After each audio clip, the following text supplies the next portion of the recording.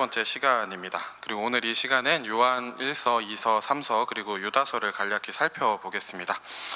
요한 1서 그리고 요한 2서, 요한 3서는 누가 기록했을까요? 네, 대단하십니다. 사도 요한입니다. 사도 요한의 별명이 무엇인지 알고 계십니까? 네, 가물가물하시죠? 들으면 하실 겁니다. 사랑의 사도이죠. 요한 1서가 사랑에 대한 말씀들을 풍부하게 담고 있기 때문에 그에 대해서 이제 요한을 이제 사도 요한 그리고 또 사랑의 사도다라고 이렇게 부르고 있습니다. 그리고 사도 요한의 별명이 사랑의 사도인 것처럼 요한 1서의 별명 역시 또 사랑의 편지라고 불리기도 합니다. 요한 1서를 살펴보기에 앞서서 요한 1서의 내용의 특징 중에 하나는 전개가 직선적이지 않다라는 겁니다. 어려운 말이죠. 직선적이지 않다. 쉽게 생각하면 가, 나, 다, 1, 2, 3 보통은 이렇게 가를 이야기하고 마치고 나를 이야기하고 마치고 다를 이야기하고 마치는 게 보통 전개 방식이라면 요한 1서 같은 경우는 조금 왔다 갔다 합니다. 몇 가지 주제를 이야기를 했다가 또 다른 주제도 이야기했다가 다시 앞에 했던 이야기들로 돌아왔다가 이렇게 되다 보니까 살펴볼 때 앞서 나왔던 이야기와 뒤에서 나왔던 이야기가 반복되는 모습들이 나옵니다. 그런데 이제 큰 맥락에서 하나의 이야기인 거죠.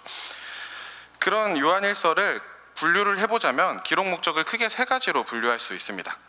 하나님과의 사귐, 그리고 거짓 교사들에 대한 경고, 그리고 사랑의 실천입니다.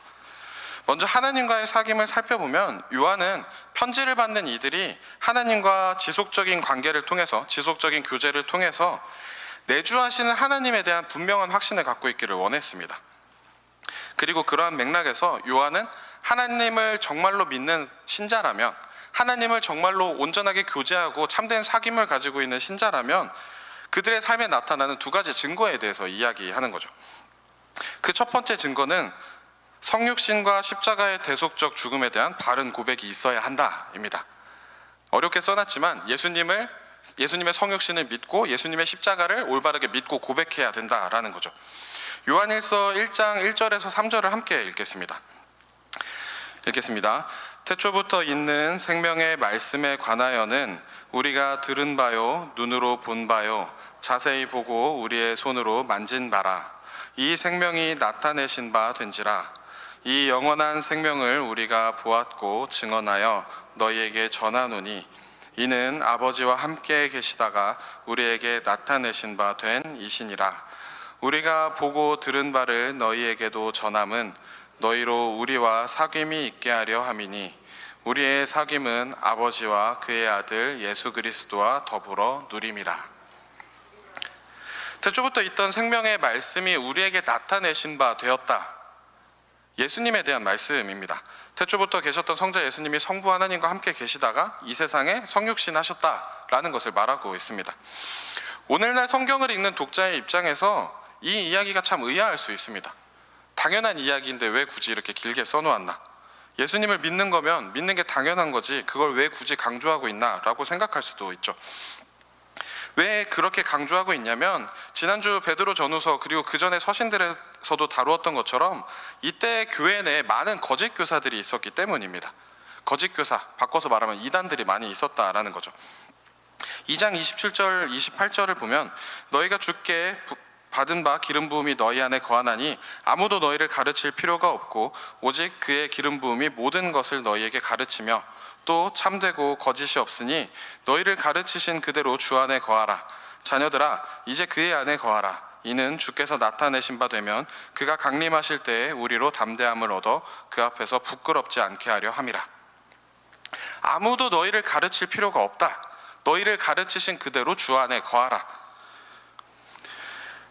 곧 이어서 이 뒤에서도 다루겠지만 당시 거짓 교사들은 교회 안에 스며들어서 반만 맞는, 절반만 맞는 반쪽짜리 복음을 전했습니다. 그래서 요한은 이야기를 하는 거죠. 하나님과 지속적인 교제를 이어가는 참된 신자라면 올바른 신앙을 가지고 있어야 된다. 예수님의 성육신과 또 십자가에 대해서 올바르게 믿고 있고 올바르게 인정하고 있고 고백할 수 있어야 된다.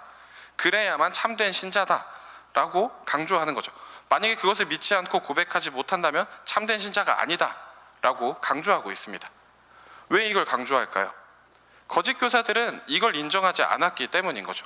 거짓 교사들은 이에 대해서 예수님의 성육신과 십자가에 대해서 부인했기 때문에 이 뒤에서 다루겠지만 이것들을 부인했기 때문에 참된 신자라면 그것은 잘못되었다는 것들을 기억해야 되고, 올바르게 너희들이 가지고 있던 그 복음을 잘 간직하고 기억하고 믿어야 된다, 바르게 고백할 수 있어야 된다라고 요한은 강조하고 있는 거죠. 두 번째로 요한은 참된 신자는 상습적으로 죄를 짓지 않는다, 말씀에 순종하고 의로운 삶을 살아야 된다라고 말하고 있습니다. 5장 16절에서 18절입니다. 누구든지 형제가 사망에 이르지 아니하는 죄범하는 것을 보거든 구하라. 그리하면 사망에 이르지 아니하는 범죄자들을 위하여 그에게 생명을 주시리라. 사망에 이르는 죄가 있으니 이에 관하여 나는 구하라 하지 않노라. 모든 불의가 죄로 돼 사망에 이르지 아니하는 죄도 있도다. 하나님께로부터 난 자는 다 범죄하지 아니하는 줄을 우리가 아노라. 하나님께로부터 나신 자가 그를 지키심에 악한 자가 그를 만지지도 못하느니라. 결국 이 말씀, 의로운 삶을 살아야 한다라는 이야기입니다. 요한은 말씀들을 통해서 영적으로 무장하고 또 말씀대로 살려고 노력하고 또 말씀에 순종하는 삶이 참된 신자의 삶이다라고 강조합니다. 하나님께로부터 난 자는 다 범죄하지 아니하는 줄 안다라고 말하고 있죠. 이 근거가 무엇입니까? 하나님께로부터 나신 자가 그를 지키심에, 예수님께서 우리를 지키시기 때문이라는 이야기입니다. 이 말씀을 조금 전에 이야기했던 첫 번째와 두 번째, 십자가에 대한 올바른 고백, 그리고 상습적으로 죄를 짓지 않는다, 이것들에 대해서 강조하는 이유는 두 번째 주제를 살펴보면 조금 더 명확하게 이해할 수 있습니다. 요한은 요한일서에서 그리스도의 성육신을 부인하는 거짓 교사들에 대해서 강력하게 경고했다고 계속해서 말씀드리고 있죠. 당시 거짓 교사들 중에 대표적인 무리가 영지주의자들이었습니다. 영지주의란 이제 초대교회에 있던 이단들을 이야기합니다. 특별히 영지주의 사상에 대해서 간단하게 정리하면 영적인 것은 선한 것이고 육적인 것은 악한 것이다 라고 보는 관점입니다. 영지주의적 관점에서 사람을 볼 때 사람은 본디 선한 영혼을 가지고 태어난 존재입니다. 그런데 죄악으로 물든 육체가 악하고 나쁜 거기 때문에 죄악으로 물든 육체에 선한 영혼이 갇혀 있다라고 사람을 생각하는 거죠. 영적인 것이 선한 것이기 때문에 영지주의적인 관점에선 인간의 구원은 육체와 무관합니다. 영적인 어떤 지식을 깨달으면, 영적인 어떤 깨달음을 얻으면 그 깨달음을 통해서, 영적인 지식을 통해서 구원을 얻을 수 있다는 게 영지주의적인 관점이었습니다. 그러니까 영적인 깨달음을 얻었을 때 악한, 죄악된 그 육체를 초월해서 구원을 얻게 된다라는 거죠. 영지주의에선 육체를 악한 것으로 보기 때문에 기독교의 핵심 진리의 한 부분과 충돌할 수밖에 없었습니다. 가장 큰 것, 예수님의 성육신 문제였습니다. 이들의 관점에서 육체는 악한 것입니다. 선한 영혼이 있지만, 선한 영혼을 갖고 태어났지만 죄악된 육체에 갇혀 있다. 그렇지만 구원을 얻기 위해선 영적인 깨달음을 얻고 육체를 초월해서 구원을 얻는다 라는 게 이들의 관점이지 않습니까? 그런데 예수님이 성육신에서 태어나셨다는 거죠. 선하신 하나님께서 육체를 입고 태어나셨다라고 하면 영지주의자들의 논리에서 성립이 되지 않습니다. 선하신 분이 악한 걸 굳이 달고 오셨다라는 게 되니까요. 그래서 그들은 선하신 하나님께서 어찌 악한 육체에 머무를 수 있겠느냐라고 주장했습니다. 그러니까 예수님의 성육신을 부정하는 거죠. 그리고 예수님의 성육신을 부정하면서 동시에 또 십자가도 함께 부정하는 거죠. 예수님이 온전한 사람으로, 완전한 하나님이시자 완전한 사람으로서 이 땅 가운데 오셔서 십자가를 지셨다, 여기에서 사람을 빼버리는 거죠. 영지주의자들의 피폐는, 악한 영향력을 끼치는 것은 육체를 악하고 무익한 것으로 보는 관점 때문이었습니다. 이들은 영적인 것만 중요하고 영적인 것만 선하다고 생각했습니다. 그래서 이들은 어차피 육체가 악한 것이기 때문에 구원을 받는 건 영적인 깨달음만 있으면 되기 때문에 육체로서는 어떤 죄를 지어도 된다라고 도덕을 폐기하는 무도덕한 그런 것들을 가르치고 주장하기 시작한 거죠. 육체는 원래 악한 것이기 때문에 어떻게 사용해도, 자신의 좋을 대로 어떻게 사용하고 어떻게 죄를 지어도 상관없다. 왜냐하면 구원은 영적인 것이니까. 이런 이야기를 듣다 보면 초대교회 안에서 영향을 받을 수밖에 없었을 겁니다. 왜냐하면 그 당시에 많은 우상들을 섬기고 있었고 또 육체적으로도 문란하게 살던 사람들이 복음을 듣고 구별되어 살게 되었습니다. 그랬는데 영지주의자들이 와서 육체는 무익하다, 육체는 악하다, 어차피 구원은 깨달음을 통해서 얻는 것이다, 육체는 아무래도 상관없다라고 말하면 신앙생활을 하는 입장에서 너무나 듣기 좋은 이야기 아닙니까? 아, 그러면 예전에 살던 대로 살아도 되겠구나, 올바른 깨달음만 있으면 구원을 받을 수 있겠구나 라고 생각하면서 육체의 무분별한, 문란하게 행동하고 절제하지 않고 금욕하지 않는, 하나님 보시기에 기쁘지 않은 모습으로 육체를 사용하는 그런 모습들로 나타나게 된 거죠. 또 영지주의자들의 또 악영향으로는 또 이와 반대편의 어떤 악영향을 끼쳤습니다. 좀 전에 앞서 말씀드렸던 것은 육체가 어차피 악한 것이니까 마음껏 사용해도 된다 였지 않습니까? 이번에 또 영지주의자들의 악영향, 그 반대편으로 육체가 악한 것이기 때문에 육체에 관한 것들은 모두 금욕하고 철저하게 절제하고 육체를 괴롭혀야 한다 라는 또 다른 관점이 있었던 거죠. 그래서 이런 관점에서는 또 극단적으로 금욕하고 육체를 자해하는 이런 모습들의 신앙으로 이어진 거죠.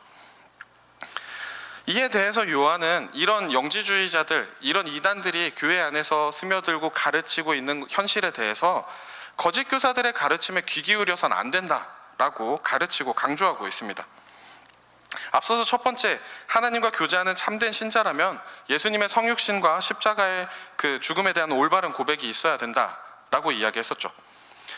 또 상습적으로 죄를 짓지 않고 말씀에 순종해야 한다라고 이야기했었죠. 이 모든 게 영지주의자들에 대해 그 가르침에 속지 말라고, 그 가르침은 올바른 가르침이 아니라고, 올바른 신앙은 예수 그리스도의 성육신을 온전하게 인정하고 십자가를 온전히 인정하고 믿고 고백하는 것이다. 그리고 말씀에서 얘기한 바와 같이 육체를 아무렇게나 사용해도 되는 것이 아니라 죄를 멀리하고 구별되어 살아가야 된다. 말씀 가운데 순종하면서 의롭게 살아야 된다. 영지주의자들의 가르침에 대해서 철저하게 반박하고 있는 거죠. 요한일서 2장 22절과 23절입니다. 거짓말하는 자가 누구냐? 예수께서 그리스도이심을 부인하는 자가 아니냐? 아버지와 아들을 부인하는 자가 적그리스도니 이들을 아들을 부인하는 자에게 또한 아버지가 없으되 아들을 시인하는 자에게는 아버지도 있느니라. 그리고 요한일서 4장 1절에서 3절입니다. 사랑하는 자들아, 영을 다 믿지 말고 오직 영들이 하나님께 속하였나 분별하라. 많은 거짓 선지자가 세상에 나왔음이라. 이로써 너희가 하나님의 영을 알지니 곧 예수 그리스도께서 육체로 오신 것을 시인하는 영마다 하나님께 속한 것이요 예수를 시인하지 아니하는 영마다 하나님께 속한 것이 아니니 이것이 적그리스도의 영이니라. 오리라 한 말을 너희가 들었거니와 지금 벌써 세상에 있느니라. 거짓 교사들이 나타날 것이다, 적그리스도가 나타날 것이다 라는 것들은 말씀을 통해서 이미 예고되었었죠. 그리고 너희에게도 이미 예고된 바대로 적그리스도가 너희 교회 안에 있다, 이단들이 너희 교회 안에 스며들어 있다. 그러니까 거짓 교사들의 말에 귀 기울이지 말아라, 경계하고 참된 신앙을 지켜야 한다 라고 계속해서 강조하고 있는 거죠. 요한일서의 세 번째 주제는 사랑의 실천입니다. 요한일서 3장 18절에서 19절을 함께 보겠습니다. 자녀들아, 우리가 말과 혀로만 사랑하지 말고 행함과 진실함으로 하자.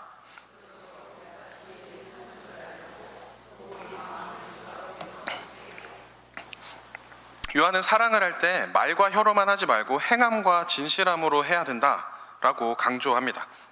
그 이유로는 이로써 우리가 진리에 속한 줄 알고 또 우리 마음을 주 안에서 굳세게 한다라고 말하고 있습니다.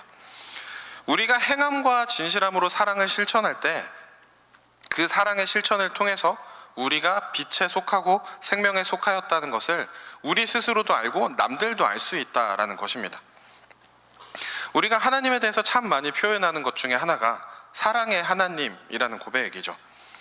사랑의 하나님의 자녀로서 그 사랑의 하나님과 교제를 하고 있다면 우리에게 사랑이 지식과 말뿐만 아니라 행함으로도 나타날 수밖에 없다라는 것입니다. 우리가 요한일서를 통해 생각해 볼 수 있는 건 하나님이 사랑이심을 우리의 실천을 통해서 나타낼 수 있다라는 것입니다. 금요일마다 자주 부르는 찬양 중에 교회라는 찬양이 있죠. 사람이 넘치기보다 사랑이 넘치는 교회, 주님이 피로 사신 아름다운 교회, 서로 사랑함으로 하나 되는 교회. 우리가 이 찬양을 부를 수 있고 우리가 이 찬양을 꿈꿀 수 있는 이유가 무엇일까요? 우리 안에 어떤 특별한 능력들이 있기 때문이겠습니까? 우리가 세상에 어떤 많은 사람들보다 특별하게 인내하는 데 특화되어 있고 우리가 특별하게 다른 사람들을 바라볼 때 긍정의 눈으로 모든 것들을 바라보고 해석할 수 있기 때문일까요? 가장 근본된 이유는 우리가 믿는 하나님, 우리의 아버지 되신 하나님이 사랑의 하나님이시기 때문입니다. 하나님이 사랑이시기 때문인 거죠. 우리가 하나님과 온전히 교제하며 하나님의 말씀 앞에 설 때 완전하다고 말할 수는 없겠지만, 완벽한 정도까지 이르진 못하겠지만, 우리 안에 주신 그 하나님의 사랑으로 우리의 형제 자매들 그리고 우리의 공동체를 사랑할 수 있습니다. 아름다운 마음들이 모여서라는 찬양을 아시죠? 네, 아마 여기서 부르면 모두가 함께 부를 수 있지 않을까 싶습니다. 어렸을 때 어린아이들이 이제 신앙생활하면서 자라날 때 꼭 한 번씩은 불러보도록 시키고 꼭 한 번씩은 다 같이 불러보는 찬양이 아닐까 싶습니다. 아름다운 마음들이 모여서라는 찬양을 하다 보면 어렸을 때는 아무 생각 없이 그냥 불렀었는데 가사를 곱씹어 보면 참 어려운 말들입니다. 예수님을 따라 사랑해야지. 우리 서로 사랑해. 미움, 다툼, 시기, 질투 버리고 우리 서로 사랑해. 그 어느 하나 쉽지 않지 않습니까? 미움을 버리는 것. 미움을 버리겠다고 버려지는 게 아니죠. 누구를 보고 어떤 행동을 보면 그냥 밉지 않습니까? 다투는 게 다퉈야지, 난 저 사람과 다투겠다라고 생각해서 다투는 게 아니죠. 그 상황 안에서 분이 삭혀지지 않고 분이 너무 나고 너무 미워서 말을 하면서 언성이 높아지고 다투게 되지 않습니까? 시기와 질투를 버리고 사랑하는 것, 우리가 서로 사랑해야 된다. 예수님을 따라서 우리가 사랑해야 된다. 참 어려운 말이죠. 다른 이들을 내 몸처럼 사랑한다, 이웃을 내 몸과 같이 사랑한다라는 건 말은 참 쉽고 우리가 교회 안에서 신앙생활을 하면서 참 많이 듣는 말이지만 그건 참 행하기 어려운 말입니다. 누군가를 사랑하겠다, 누군가를 용서하겠다라고 생각할 때, 사랑하기 참 어려운 사람을 만날 때 우리는 곰곰이 생각하면서 묵상하게 됩니다. 저 사람이 과연 사랑받을 만한 사람인가? 이런 생각을 안 하더라도 사랑받지 않아야 될, 사랑을 못 해줄 이유는 참 쉽게 생각하고 쉽게 발견하게 되죠. 그때 우리가 한번 생각해 보아야 하는 것은 그 사람이 사랑받을 만하지 못해서, 그 사람이 너무 미워서, 그 사람이 나를 너무 시기가 나게 해서, 그 사람이 사랑받을 만한 자격이 없어서 나는 사랑할 수 없다 라는 것보다 그에 앞서서 우리가 생각해야 되는 것은 나와 하나님과의 관계는 어떠한가입니다. 내가 하나님의 크신 사랑을 온전히 깨닫고 있고 누리고 있는지, 그 사랑의 감격이 나를 채우고 있는지 우리는 돌아보아야 한다는 거죠.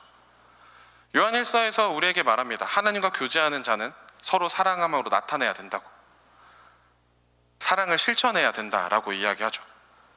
그 근본의 시작은 하나님과의 교제입니다. 하나님과 참된 교제가 있는 신자는 사랑을 말과 지식뿐만 아니라 행함으로 나타낼 수밖에 없다라고 이야기하는 거죠. 결국 누군가를 사랑하기에 앞서서 우리가 돌아보아야 하는 건, 누군가가 다투고 누군가가 미워하면서 그 사람을 용서하는 게 너무 어려울 때 우리가 돌아보아야 하는 건, 내가 정말로 하나님 앞에 용서받은 죄인임을 기억하고 있는가? 내가 나의 삶 속에서 하나님의 그 크신 사랑을 돌아보고 있고 되새기고 있고 기억하고 있는가? 라는 거죠.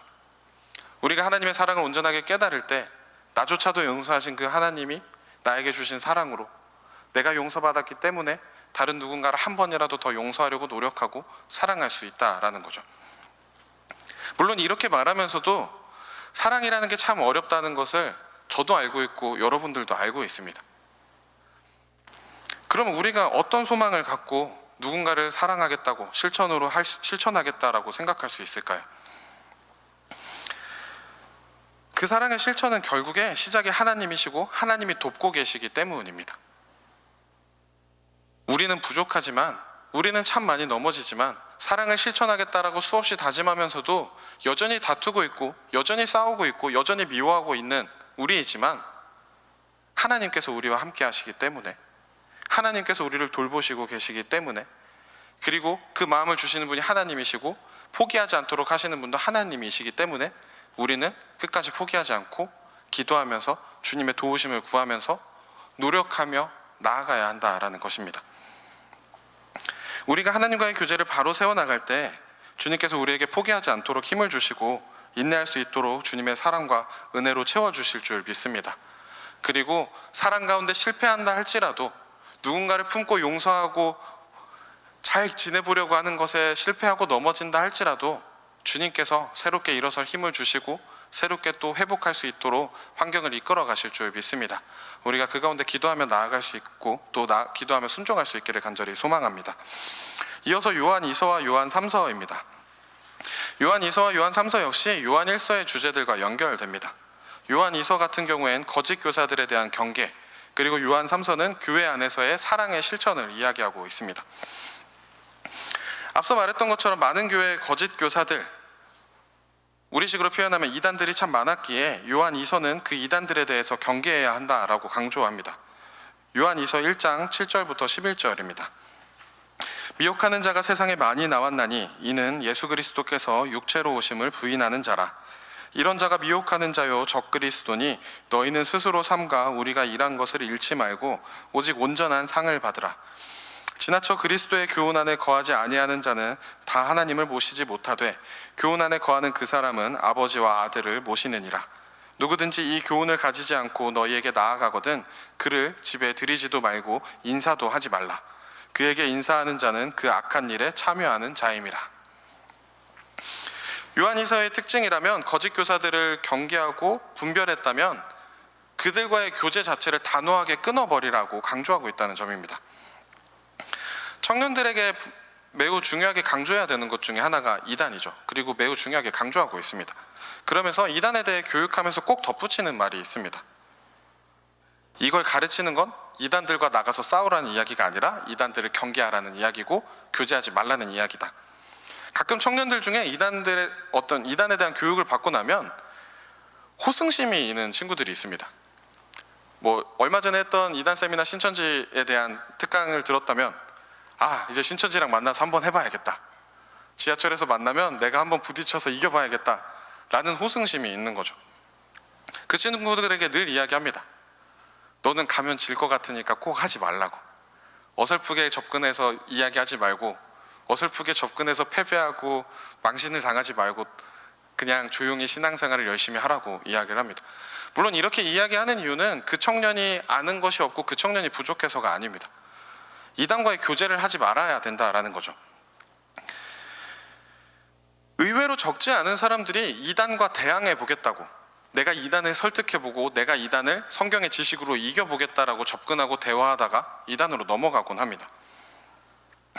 요한은 이단에 대해서 집에도 들이지 말고 말도 섞지 말라라고 가르칩니다. 그들과 싸우거나 핍박하라는 것이 아니라 교제하지 말라는 것입니다. 오늘날 많은 이단들은 이전의 이단들, 그렇게 자신의 정체를 숨기고 접근했던 이단들과 다르게 오늘날 많은 이단들은 자신들의 정체를 밝히고 다가섭니다. 제가 신천지입니다. 신천지에서 나왔습니다. 그럼 당당하게 신천지라고 밝히고 또 당당하게 하나님의 교회에서 나왔다라고 말하면서 그걸 왜 밝히면서 접근할까요? 이렇게 이야기하는 거죠. 우리를 이단이라고 이야기하는데 저희와 한번 대화해 보셨으면 좋겠습니다. 저희가 어떤 것들에 대해서 잘못 생각하고 있는지 오해를 푸셨으면 좋겠습니다. 라거나 잘못 알고 계신 성경에 대해서 저희가 알려드리려고 합니다. 저희가 나쁜 짓을 하려는 게 아니라 성경에 대해서 논의해 보려고 합니다. 한번 시간을 내주시죠. 그들은 어떻게든 성경에 대해서 토론해보자, 논의해보자 라고 말하면서 접근하는 거죠. 그리고 그 과정에서 우리가 잘 알고 있는 이야기들은 하지 않습니다. 성경의 온갖 구석구석 이상한 곳을 가지고 나와서 이 말씀은 어떤 말씀일까요? 라고 물어보는 거죠. 복음에 대해서 저희가 참 잘 알고 있지 않습니까? 그래서 그런 것들을 이야기하면 아니라고 명확하게 이야기할 수 있는데 구약 시편의 어느 구절, 이사야 어느 구절을 가지고 나오면 몽둥이 이러면서 몽둥이에 대해서 뭐냐, 여우가 뭐냐 이렇게 이야기를 하다 보면 혼란스러운 거죠. 그래서 듣다가 저렇게도 생각할 수 있나? 저렇게도 생각할 수 있나? 라고 하면서 듣다가 의외로 많은 사람들이 이단에 넘어가게 된다라는 거죠. 우리가 주목하지 못했던 부분들, 우리가 주목하지 않았던 부분들에 대해서 가지고 와서 흔들면서 우리를 미혹하기 시작합니다. 이단과의 교제는 독과 같습니다. 이단과의 교제를 우리는 하면서 우리가 그들을 전도하고, 하면서 우리가 그들을 이겨나가고, 하면서 우리가 그들을 설득시키겠다라는 생각보다 이단과의 교제를 끊고 신앙에 대해 대화를 나누려 하는 이단을 상대하지 말아야 한다라고 성경은 이야기하고 있는 거죠. 이어서 요한 3서입니다. 요한 3서에서 두드러지는 이름은 두 개인데 가이오와 디오드레베입니다. 가이오는 진리 안에서 행하는 자다라고 요한에게 칭찬을 받고 있습니다. 그리고 디오드레베는 그 반대편에 위치한 사람입니다. 성경은 이 사람에 대해서 으뜸되기를 좋아한다라고 묘사하고 있습니다. 디오드레베는 요한의 편지를 무시하고 사도의 권위도 인정하지 않고 무엇보다 순회 전도자들을 영접하지 않고 박대했던 사람입니다. 교회 안에서 중요한 위치에 있는 사람이었지만 그에 걸맞게 행동하지 않았던 사람이죠. 요한은 요한 1서에서도 사랑의 실천을 강조했던 것처럼 이 요한 3서에서도 악을 본받지 말고 선한 것을 본받아서 선을 행해야 한다라고 강조합니다. 이 디오드레베의 악한 행위를 본받지 말고 그리스도의 복음을 위하여서 열심히 복음을 전하고 다니는 그 일꾼들을 선대하고 그들을 위해서 열심히 기도해야 된다. 사랑에 대해서 자신을 높이고 자신의 이익을 위해서 움직일 것이 아니라 사랑을 실천해야 된다라고 강조하고 있습니다. 이제 유다서를 살펴보겠습니다. 유다서의 저자는 유다입니다. 유다는 예수님의 친동생입니다. 유다가 쓰여진 시기는 주 70년 이전에 기록된 것으로 추정하며 기록 목적은 공동체를 위협하는 이단자들을 경계하고 믿음의 반석 위에 굳게 서야 된다라는 것을 강조하기 위함입니다. 초대교회의 거짓 교사, 교회에 스며든 이단들에 대해서 성경은 여러 부분에서 다루고 있죠. 하지만 유다서는 그 중에서도 특별하게 더 강력하게 경고하고 강력하게 이단들을 정죄하고 있습니다. 유다서는 이단자들의 특징과 또 그들이 종말에 하나님이 심판받을 것이라는 것을 강조합니다. 그리고 성도들은 그들을 분별하고 경계해야 된다라고 가르칩니다. 유다서는 이단들의 운명이 이미 결정되었다라고 강조하고 있습니다. 1장 3절에서 4절입니다. 사랑하는 자들아, 우리가 일반으로 받은 구원에 관하여 내가 너희에게 편지하려는 생각이 간절하던 차에 성도에게 단번에 주신 믿음의 도를 위하여 힘써 싸우라는 편지로 너희를 권하여야 할 필요를 느꼈노니 이는 가만히 들어온 사람 몇이 있음이라. 그들은 옛적부터 이 판결을 받기로 미리 기록된 자니 경건하지 아니하여 우리 하나님의 은혜를 도리어 방탕한 것으로 바꾸고 홀로 하나이신 주제에 곧 우리 주 예수 그리스도를 부인하는 자니라. 이단에 대해서 유다는 이렇게 이야기합니다. 그들은 옛적부터 이 판결을 받기로 미리 기록된 자다. 무슨 말씀입니까? 그들에 대한 심판이 이미 오래전부터 정해졌다라는 것입니다. 유다서 5절에서 16절까지의 본문을 보면 출애굽 후에 불신앙으로 죽은 자들, 그리고 소돔과 고모라에서 음행하다가 형벌을 받은 자들, 본능을 따라 살다가 심판을 받은 가인과 또 발람과 고라에 대한 심판이 이루어졌던 것처럼 오늘날의 교회, 당시 교회 그리고 오늘날의 교회에 침입해서 소란을 일으키는 이단들 역시 동일한 목록에 속하며 마찬가지로 심판을 받게 될 것이다 라고 분명하게 말하고 강조하는 거죠. 그리고 유다서는 독자들로 하여금 지극히 거룩한 믿음 위에 자신을 세워야 된다라고 권면하고 있습니다. 1장 20절에서 23절입니다. 함께 보겠습니다. 사랑하는 자들아, 너희는 너희의 지극히 거룩한 믿음 위에 자신을 세우며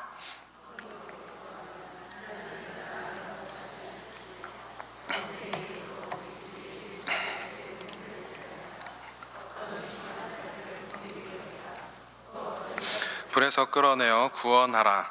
또 어떤 자를 그 육체로 더럽힌 옷까지도 미워하되 두려움으로 긍휼히 여기라. 유다서는 지극히 거룩한 믿음 위에 자신을 세우라고 권면합니다. 이단에 대한 경계 후에 이단들은 이러한 심판들을 받게 될 것이다. 이전에 이런 역사 속에서 이런 사람이 심판을 받았고 이런 사람이 이런 벌을 받았고 이런 사람이 이런 벌을 받았는데 이단들 역시 오늘날에 있는 그 이단들 역시 이러한 맥락 속에서 벌을 받을 것이다. 그 벌이 이미 예고되어 있고 정해져 있다 라고 강조한 후에 짧게 권면하고 있죠.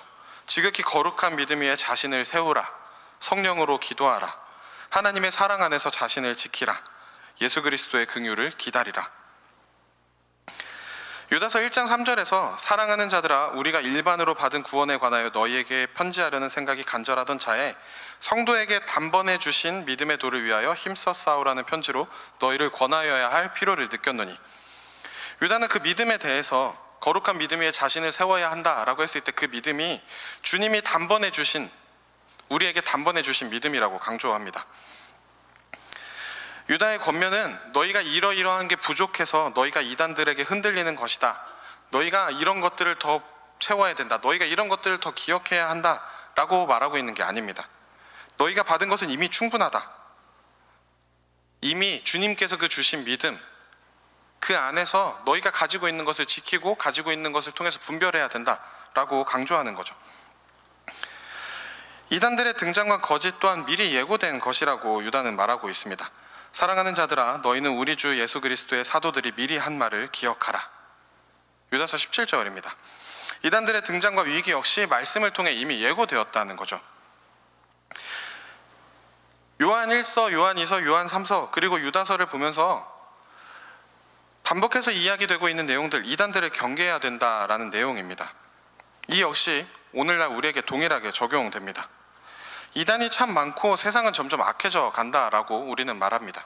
그러면 이단들이 점점 늘어나는 이때에 이단들이 점점 자신의 이름을 높이고 자신의 이름을 드러내면서 새를 키워가는 이때에 오늘의 말씀을 통해서 우리가 기억해야 될 바가 무엇일까요? 이때에 우리가 새로운 복음을 찾으려 하고 새로운 무언가를 찾으려 할 것이 아니라 우리에게 이미 주어진 온전한 복음을 더 충실하게 지키고 이단을 경계해야 한다라는 것입니다. 또한 동시에 말씀과 기도로 하나님과 교제하며 하나님을 더욱 사랑하고 하나님이 주신 은혜와 사랑으로 형제자매와 공동체를 향하여 더욱 관용하고 사랑해야 한다는 것입니다. 쉽지 않은 일입니다. 그렇지만 그럼에도 우리가 포기하지 않을 수 있는 것은 이 모든 것을 말씀을 통해 이미 예고하셨고 말씀을 통해 이미 약속하셨다는 사실입니다. 주님께서 이미 알고 계셨고 우리에게 알려주셨고 또 우리가 이것들을 이겨나갈 수 있도록 함께 하시겠다고 약속하셨습니다. 그렇기 때문에 우리는 이단들이 점점 많아져 가는 이때에, 점점 가치관이 혼란스러워지고 점점 악해져 가는 이때에 우리가 받은 말씀을 더욱더 기억하고 우리가 받은 그 복음을 지키려고 노력하며 그것 가운데 집중해야 합니다.